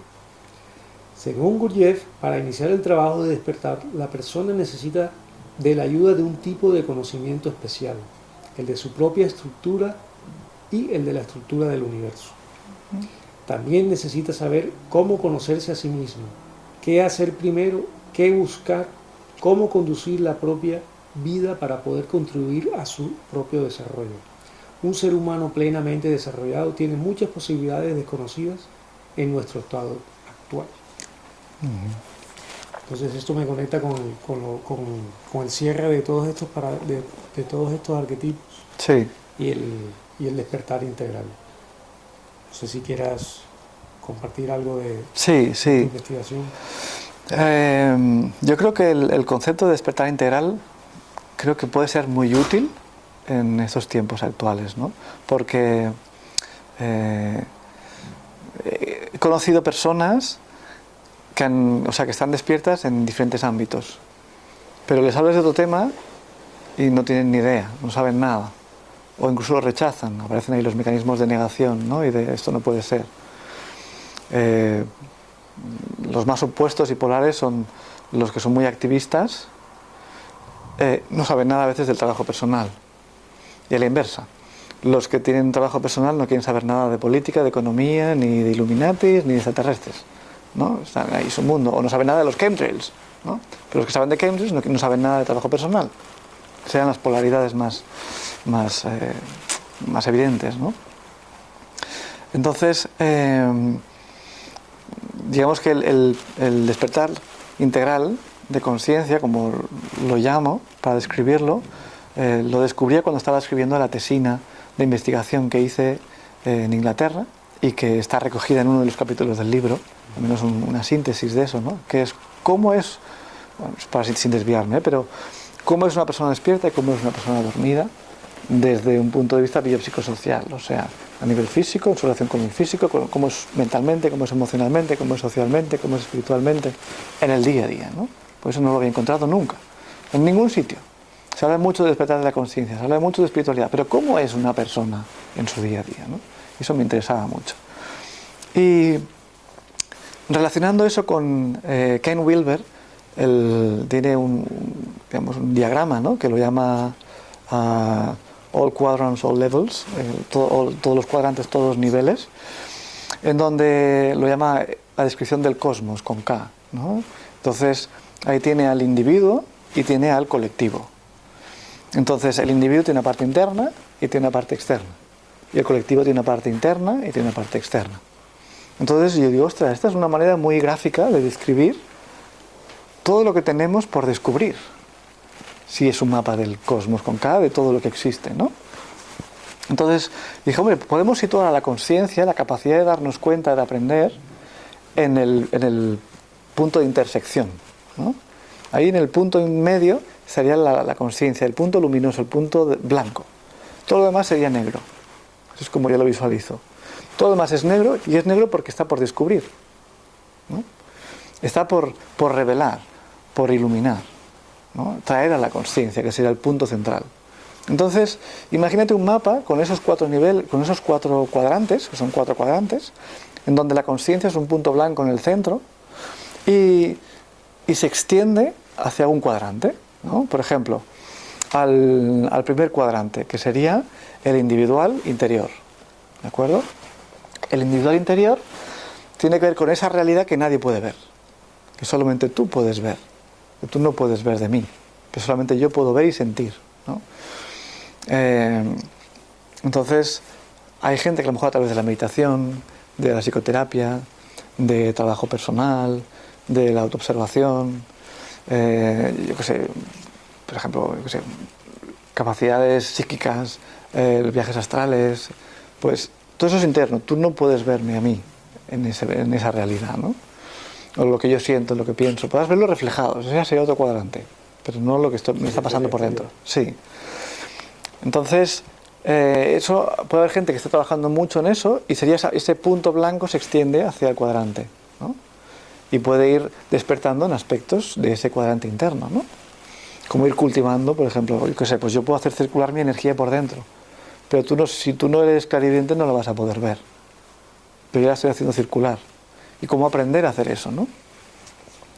O el tema de la sexualidad, o el tema de los viajes astrales, o las capacidades psíquicas, o yo qué sé, hay miles de cosas que forman parte de nuestra multidimensionalidad como seres humanos, ¿no? Espirituales.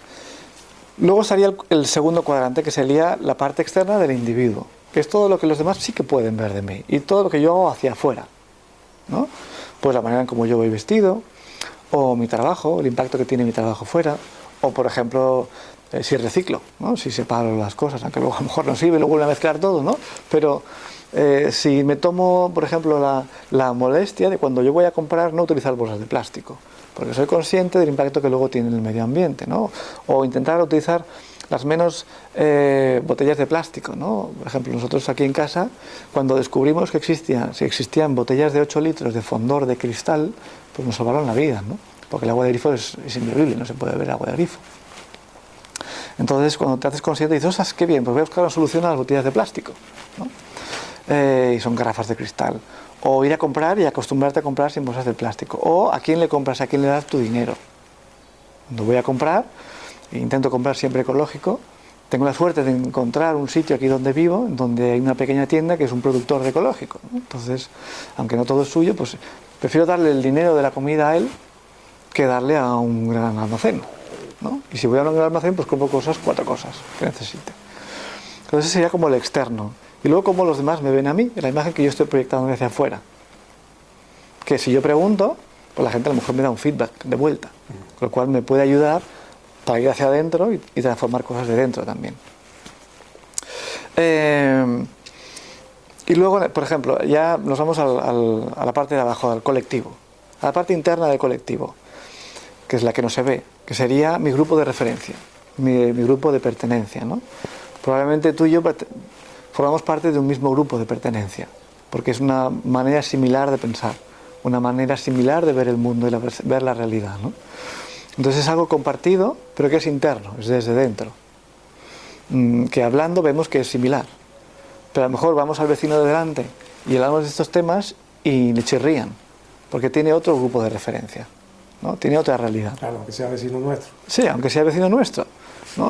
Compre en la misma tienda. Aunque compre en la misma tienda, ¿no? Entonces, tiene otra realidad. Bueno, entonces es darte cuenta de cuál es tu paradigma personal, de cuál es tu burbuja de realidad, darte cuenta de tus limitaciones o de tus creencias, de tus teorías, de todo lo que tú piensas, todo lo que tú crees, y también de todo lo que es tu linaje familiar también, ¿no? Tu linaje, tu constelación familiar, de cómo se articula, cómo se mueve, todo lo que afecta de forma colectiva, pero que forma parte de tu mundo, de tu realidad, y que a veces no es compartida con otros, que también lo es, pero es compartida en pequeños nichos o en pequeños grupos, ¿no? Y también ahí hay mucho que despertar en eso, ¿no? Lo que estaba mencionando ahora de las constelaciones familiares, por ejemplo, o el linaje.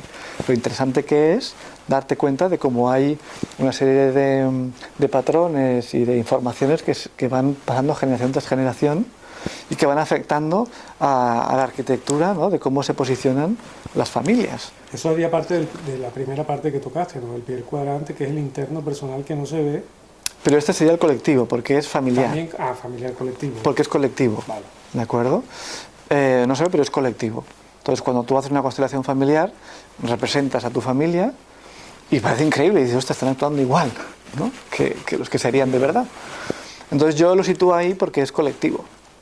Forma parte de un alma grupal, ¿no? No es individual. Luego, pues mi paradigma científico, lo que yo creo sobre cómo es la realidad. Es mío, pero es compartido también. Mi sombra personal es personal, sería el primer cuadrante, por ejemplo. Lo que yo creo sobre lo que yo soy, como mi propia identidad. Aunque tiene un aspecto que es social, porque hay una simbiosis entre la construcción social y la construcción de la identidad individual, pero es mía propia, ¿no? Sería el primer cuadrante. Y luego está el cuarto cuadrante, que sería la parte colectiva externa, que es lo que sí que todos compartimos, ¿no? Que tiene también su parte de sombra y su parte de luz. Entonces, la política, la economía, la tecnología, la religión, las ciencias, el ocio, el trabajo, el arte, todo eso forma parte de ese cuarto cuadrante, ¿no? Y esa conciencia que está en el punto del medio, cuando se extiende hacia la oscuridad de ese cuarto cuadrante, empieza a darse cuenta, igual que ocurre a nivel de sombra individual, de toda la sombra colectiva.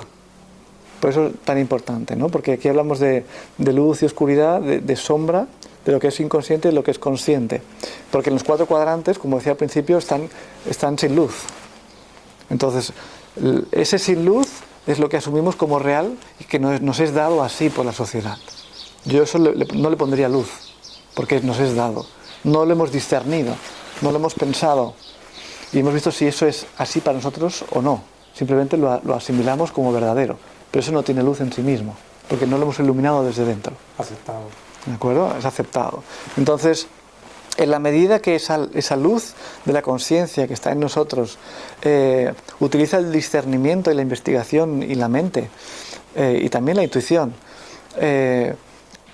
para ver más allá de las apariencias, se van revelando, se van iluminando verdades, ¿no? Sociales. Y ahí es donde viene y nos ponen la etiqueta de conspiranoicos, de conspiraciones, porque va muy bien catalogar así a ese colectivo, ¿no? Entonces va muy bien porque así lo desplazamos, ¿no? Sí, lo ridiculizamos, lo desplazamos, lo apartamos, de manera que, bueno, esta gente, ¿no? Pero claro, si uno empieza a investigar y a profundizar, igual que lo haría hacia adentro o lo haría hacia otras disciplinas, se da cuenta de que hay aspectos de sombra, ¿no? Lo que está saliendo, por ejemplo, ¿no? El Rodrigo Rato ahora, que lo han metido en la cárcel justo ayer, ¿no? Que está siendo imputado, pues yo que sé, hace unos años a lo mejor gente podría creer pues que era un buen político, que era una persona muy preparada, ¿no? Formada en Harvard, no sé qué, no sé cuántos, pero va saliendo los trapos sucios y cada vez más y más y más y más y más, y hay como una escalada, ¿no? A nivel político, a nivel de gobiernos, a nivel de empresas, a muchos niveles sociales, ¿no? Y a nivel científico también, lo comentaba antes, ¿no? El principio de termodinámica, de que no se puede generar más energía en un sistema, o sea, un sistema no puede generar más energía de la que se le pone. Principio de termodinámica. Pero a lo mejor si ese principio científico no es válido, nos da la opción a muchas más posibilidades, de manera que nos da opción a sistemas over unity, nos da otras posibilidades que estaban en la sombra, ¿no? Y que nos convencen de que eso no puede ser, de manera que no podemos desarrollar o perseguir algo que va más allá de lo que se establece como posible. Si tú cuestionas lo posible, a lo mejor hay algo que parece imposible pero que es posible también, ¿no? No sé si estoy hablando muy a nivel conceptual, pero a nivel social igual. ¿Cómo puede ser que, le decía antes, ¿no? ¿Cómo puede ser que el MMS no se venda en las farmacias si va también para la salud? Sería el inocente. Sí, pero en la medida que el inocente despierta, se da de bruces contra la realidad, le da rabia y se da cuenta de que hay muchos intereses farmacéuticos, muchos intereses más allá incluso de del mundo farmacéutico, ya a nivel bueno, no sé, ya a nivel de familias o de grupos de poder, incluso ya razas extraterrestres, ¿no? Que a lo mejor no están bloqueando directamente el MMS porque no llegan hasta ahí, pero ya el propio sistema hace que eso se bloquee, ¿no? La propia dinámica. Entonces, darte cuenta de cómo hay todo un movimiento de que lo que va bien para el ser humano se bloquea. Entonces, todo ese movimiento de la sombra, ¿no? De impedir, pero que a la vez también lo está permitiendo. Son esos dobles juegos, en donde cuanto más nos presionan y más nos impiden, más nos están ayudando a hacer el salto. Porque claro, cuanto más le impiden a alguien ser libre, más va a querer buscar su libertad. Cuanto más nos bloquean, más uno va a querer. En la medida que despierta, claro. Porque los que siguen la inercia no. Pero nos están haciendo el favor. Esa ya sería una lectura posterior.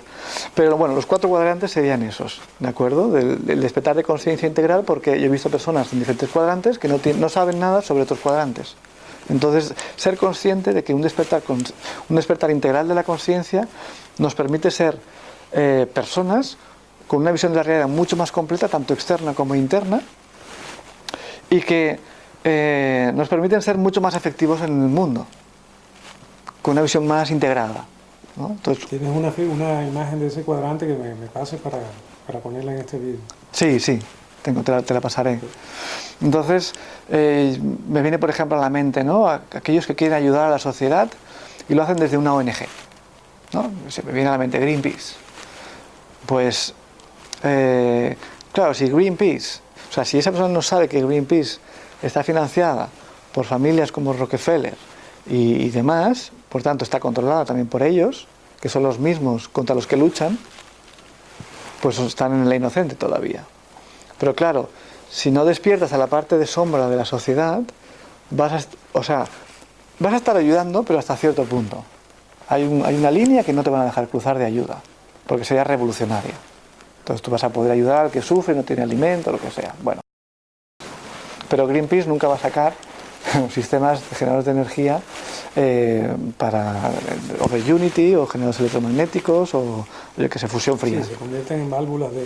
Son válvulas de escape de una necesidad humana de ayudar, ¿no? Entonces, ahí está el inocente social. Y por eso esa necesidad de despertar social también. Despertar a ese 4º cuadrante, en donde te das cuenta de que si tú estás en una ONG, como puede ser Greenpeace, que pueden hacer mucho bien hasta cierto punto, pero no van a ir más allá. Sí, también hacen una función muy directa con lo que es el huérfano, ¿no? Sí. Que pone en manos o el inocente, que pone en manos de otra persona lo que nosotros tenemos que hacer por nuestros propios medios, ¿no? O sea, bueno, ya se está encargando alguien de esto. Claro. Ya me olvido. Hasta Claro. Greenpeace. Claro. Ya me olvido, está la iglesia, ya me olvido, está el gobierno, ya me olvido, ya me olvido y me olvidé de todo lo que es importante, Claro. que somos responsables de esa impresión. Claro, claro. Sí, sí. Entonces, bueno, por eso, ir revelando, ¿no? Y haciendo consciente, ir iluminando esas sombras, ¿no? Igual que hay partes mucho más oscuras, como ritos, ¿no? Ritos oscuros, magias negras, ritos satánicos. Todo eso también forma parte, ¿no? O todo lo que es abuso de menores, redes de pederastia. La música. Sí, o sea, hay tanta cosa oscura, pero muy oscura, ¿no? Que a lo mejor le falta bañarse en todo eso, ¿no? Pero sí ser consciente que existe, ¿no? Investigarlo, pero no quedarse enganchado a eso, porque ese es otro de los riesgos que tiene esto, porque aparece la víctima. Fíjate lo que nos hacen, ¿no? Fíjate lo que se nos hacen y te quedas enganchado a todo lo que le ponemos la etiqueta de Illuminati, ¿no? Pero todo lo que los Illuminatis nos hacen y nos impiden, o si no los reptilianos, ¿no? Fíjate los reptilianos lo que nos hacen, nos impiden evolucionar. Y está muy bien durante el proceso de la víctima ser consciente y tener esa energía de decir, ¡ah! Fíjate, ¿no? Pero llega un punto que si también creces a un nivel más y te conviertes en un nivel más adulto, en ese punto de evolución, pues le das las gracias y dices, vale, hasta aquí hemos llegado. Ahora yo cojo la derecha, la izquierda y sigo otro camino. Ya me he enterado, sé que estáis, sé lo que estáis haciendo, o más o menos entiendo lo que está pasando, y si no lo entiendo, pues más o menos tengo una idea del puzzle, porque todas las piezas no las vamos a poder tener. Sí, claro, el conocimiento siempre es incompleto. Es muy incompleto. Y más en esos mundos, Sí. ¿sabes? Que hay tanta información y tanta desinformación. Entonces, no quedarse enganchado en todo eso, porque también esa información nutre mucho a la víctima. Nutre ese tipo de energía, de invalidez, de impotencia, de no soy capaz, de fíjate lo que nos están haciendo. Como ver cada día por la mañana como nos fumigan, ¿no? Está todo el cielo fumigado. Sí. Si te quedas enganchado en eso, por muy doloroso que sea, que nos estén envenenando, pues te posicionas la víctima. Sí, no puedes tirar adelante. No tiras adelante, no tienes fuerza para tirar adelante. Y yo entiendo, porque yo he pasado por ahí, ¿no? De decir, ostras, fíjate lo que está pasando, ¿no? Y te quedas impotente. Claro. Porque es que no puedes hacer nada. ¿Qué vas a hacer contra aviones que van volando? No tienes ningún poder. Puedes comunicar, pero más allá de eso, ¿qué más puedes hacer? Claro. ¿No? Entonces, el tema es trascender ese estado y bueno, pues volver a la acción, ¿no? A la acción del día a día de lo que tú puedes hacer en tu entorno, la responsabilidad, que son los arquetipos que comentábamos antes. Sí. Entonces yo pienso que esta imagen del despertar de conciencia puede ser muy útil, ¿no? Y que cada persona pues, se pueda situar en qué ámbitos pues, es más consciente, es menos consciente, ámbitos que, bueno, que a lo mejor no quiere saber nada, ¿no? Por ejemplo, yo conozco gente dentro del mundo del desarrollo personal que a lo mejor llevan muchos años, ¿no? de trabajo personal y terapias, pero no quieren saber nada de los chemtrails, o no saben nada de los chemtrails, o no saben nada de los transgénicos, o no saben nada del gobierno en la sombra. Entonces, y a la inversa. Entonces, bueno, creo que es un mensaje importante, ¿sabes? Que los diferentes entornos pues sean conscientes de los otros que hay, que también están por descubrir. Sí, esa es la ventaja de este libro, que aquí logras tocar todos los, por lo menos para mí, los aspectos conocidos, ¿no? O desconocidos, o Claro. por conocerse, ¿no? O por conocerse. Debe haber más cosas, pero aquí... Muchas más, seguro. Pero aquí está bastante resumido, digamos, todas estas facetas, ¿no? de la parte oscura, tanto de la sociedad como también la nuestra, porque también está muy desde la visión del psicólogo. Sí. Has capturado todo digamos, información muy importante Sí. de la parte interior. Claro. Y eso es una de las razones por las que me ha gustado tanto este libro. Un último apunte. Sí. Precisamente por ese despertar integral de conciencia, creo que he podido reunir todo eso en un mismo libro. Sí, no cabe duda de que, ¿sabes? de que, ha sido de que lo has vivido en carne propia, porque Sí. si no, esto no te lo cuentan. Si te lo cuentan, no lo puedes. Claro, pero más que en ese sentido, lo digo porque pueden haber libros de los diferentes ámbitos los que yo toco, a lo mejor con más profundidad que la mía, pero que aquí te da una visión integrada, ¿no? O hasta donde yo puedo integrarlo, evidentemente, ¿no? Bueno, simplemente ese apunte, que siempre he visto cosas fraccionadas por ahí, que intentar ponerlas, Sí, juntarlas. coincido completamente en eso que acabas de decir. Está todo resumido, todo bien explicado y por partes, y además está muy bien documentado con su bibliografía, con las fuentes, o sea que es un trabajo admirable, la verdad. Es un regalo, este libro es un regalo. Te lo has currado, me quito el sombrero, la verdad. Es un tremendo curro. Cuando hiciste la presentación de tu libro, dijiste, me acabo de quitar como un ladrillo de encima. Sí, efectivamente lo es. Me he quitado un ladrillo encima, como digamos, es cumplido. Sí. Y realmente estoy de acuerdo estoy de acuerdo que este libro contiene, como te lo dije alguna vez, como para el buscador y el investigador muy experto, como para el neófito, o sea, contiene muchísima información de todo tipo. No está integrado todo, Claro. está muy bien estado. Y esa es la... Sí, yo pienso que también eso también es sano, ¿no? Es lo que dice el ladrillo, al menos para mí, comentábamos antes cuando veníamos a buscar, ¿no? Que es como un vaciado. Sí.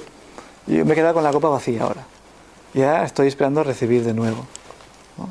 Porque es como que el libro, bueno, ya queda atrás, es una etapa anterior, y ahora estamos compartiendo probablemente la última entrevista sobre el libro. Porque yo ya estoy en otra etapa, en otra necesidad de aprender, de buscar cosas nuevas y de seguir mi camino, ¿no? Entonces sí que es un vaciado, y ese vaciado pues lo pongo a disposición. Claro, Pero queda atrás esto ya. claro, claro. Ahora estás en una nueva etapa. ¿Nos puedes contar algo de esta nueva etapa? Sí. Pues creo que es una buena etapa, o sea, una buena etapa la que se inicia. Yo te diría que es más difícil que la anterior, pero verás por qué. Yo aquí al final del libro, en la tercera parte, al final de todo tengo un esquema, como de los 5, es como una estrella, ¿no? Que sería esta de aquí, ¿no? Luego la puedes poner perfectamente a lo mejor te puedo pasar la imagen para que la pongas en el vídeo, porque yo creo que la etapa que viene ahora es vivir esto. O sea, la etapa de la que vengo es la comprensión de la realidad en la que vivo, la comprensión más o menos de quién soy y de dónde vengo, a dónde voy y qué hago aquí, ¿no? Me ha llevado todos estos años, 15 años, para más o menos tener una idea, más o menos. Y yo creo que los siguientes años son para encarnar esto que escribo aquí, ¿no? Y para que el que me esté oyendo sepa de qué estoy hablando. Estos años me han permitido sintetizar el trabajo personal como en 5 ámbitos, ¿no? Como el trabajo personal, pero más allá, o sea, o sea, mi aspiración sería cómo volver a ser lo que fuimos, hombres con mayúsculas, ¿no? Y naturales, o sea, volver a ser lo que fuimos, ¿no? No degradados como hoy, ¿no? Subhumanos.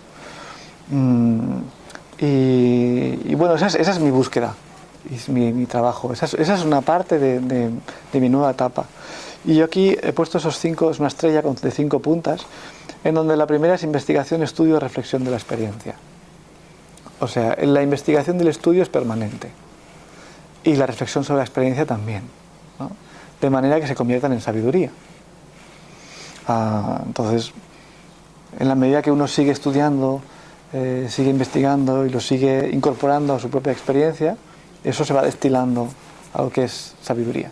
No es información o conocimiento, va más allá porque se integra con la experiencia, ¿no? Ese sería como un pilar. O sea, hay 5 pilares, pues ese sería un pilar importante, ¿no?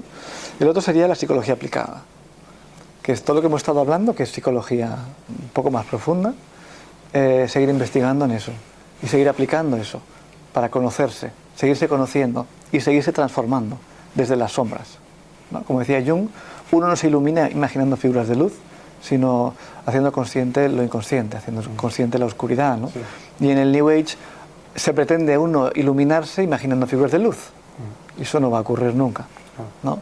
Y eso también lo comentábamos antes, que creo que es muy importante, que es el lado oscuro. Desde el lado de la luz rechazamos el lado de la oscuridad, porque rechazamos nuestro propio lado oscuro, sí. No queremos verlo. Pero experimentar tu propio lado oscuro te da una fuerza que integrándolo con el lado luminoso supera el lado oscuro, o al menos te pone al mismo nivel. Supera el lado luminoso, dices. No, bueno, no sé. Integrando la parte oscura y experimentándola.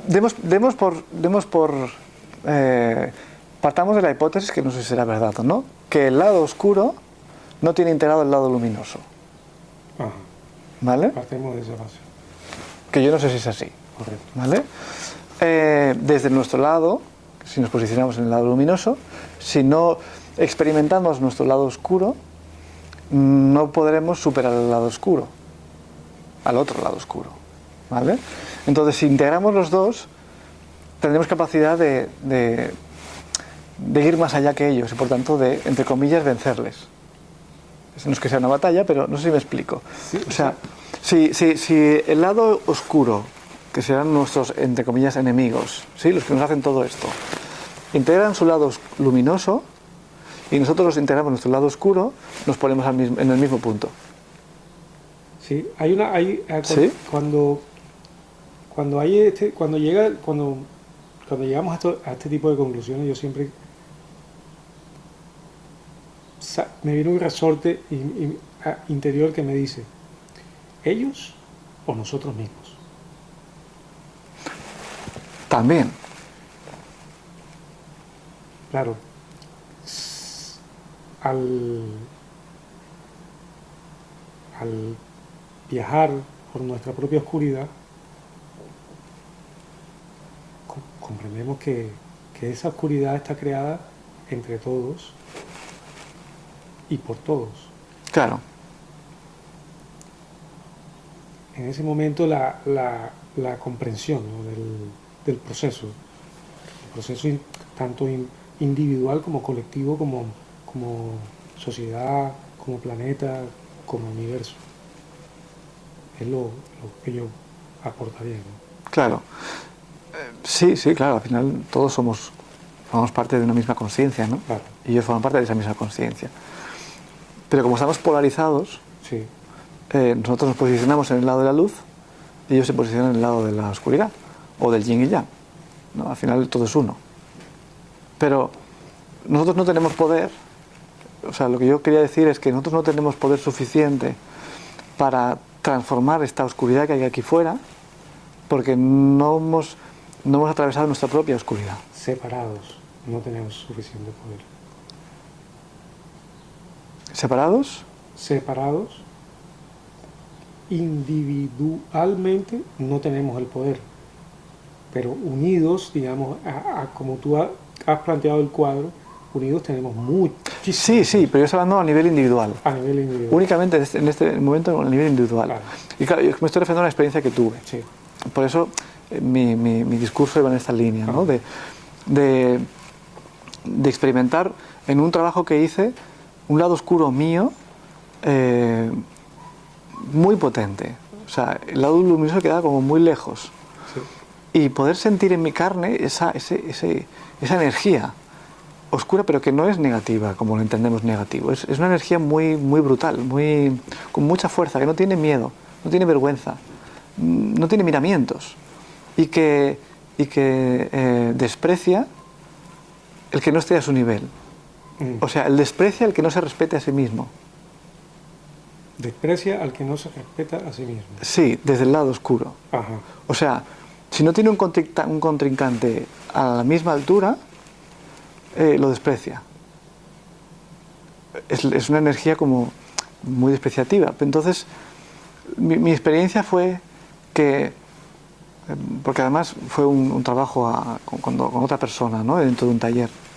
Y fue muy interesante porque me situaba delante de otra persona que estaba polarizada del otro lado, en el lado en el que yo suelo estar, en el lado luminoso, y hacíamos un ejercicio en donde frente a frente, y yo con esa energía se la estaba viviendo, ¿no?, y mi cuerpo y todo se manifestaba con ese tipo de energía, y me pareció increíble la fuerza que tenía, que no la tengo habitualmente, ¿no? Entonces comprendí que si al lado luminoso le sumas ese lado oscuro, con más conciencia, la capacidad que uno tiene individualmente se multiplica. Sí. Es espectacular. Sí. ¿Vale? Entonces, imagínate un individuo integrando ese lado oscuro, más todos los individuos haciendo lo mismo. Claro. Es que le damos la vuelta al planeta en 2 días. Claro.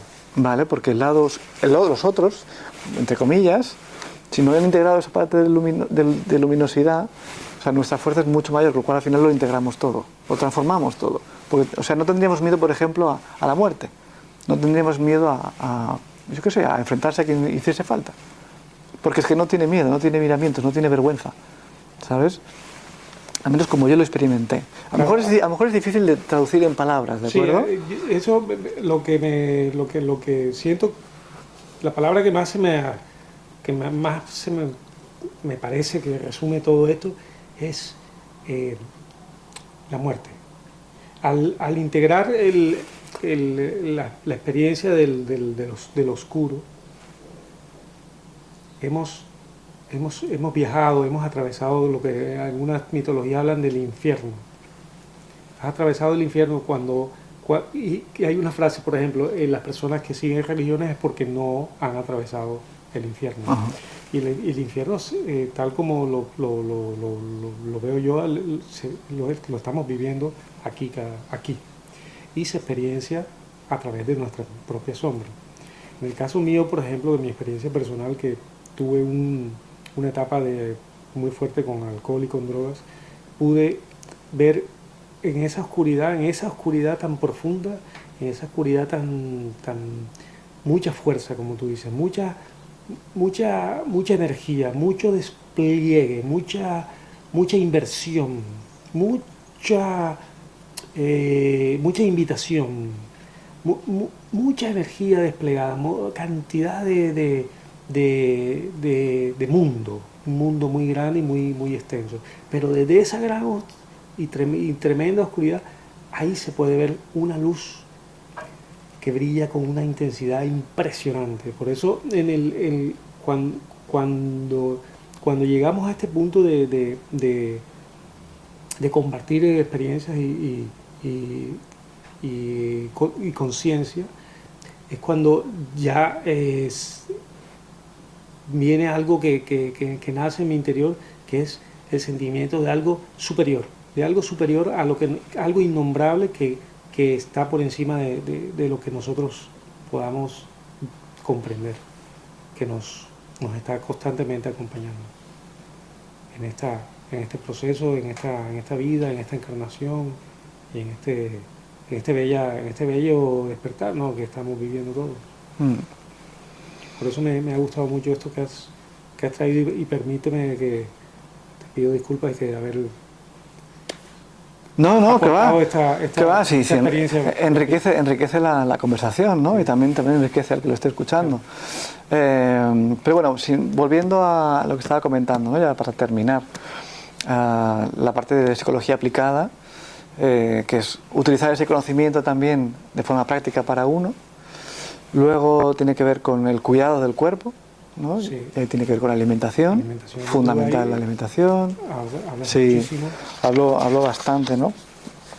Lo que yo llamo salud integral, Sí. ¿no? En donde uno se cuida el cuerpo, cuida el entorno donde está su cuerpo, de las radiaciones, el entorno, la respiración, una serie de elementos, ¿no? Luego, ahí también hablo de desintoxicación, la importancia de limpiar el cuerpo, ¿no? Por ejemplo, hidroterapias de colon, enemas, a través de ayunos.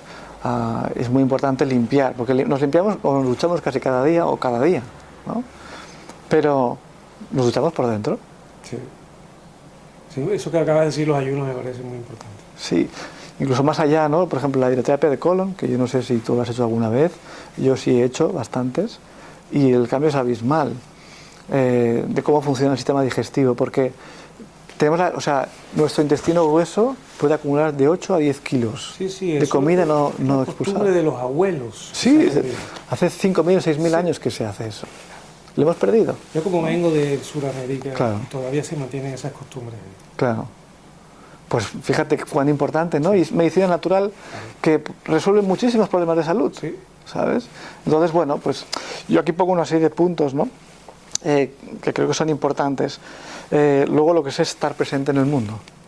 Estar presente, que sería la tercera parte del libro, que es integrando el cuestionar la parte de fuera para redefinirse uno, y viajar por dentro para redefinirse quién es uno también, ¿no? Entonces, en ese viaje uno está presente en el mundo, está más presente en el mundo. Por eso el despertar integral de conciencia, en el que uno se implica más en la realidad para hacer algo distinto, para aportar tu punto creativo, tu punto de transformación, ¿no?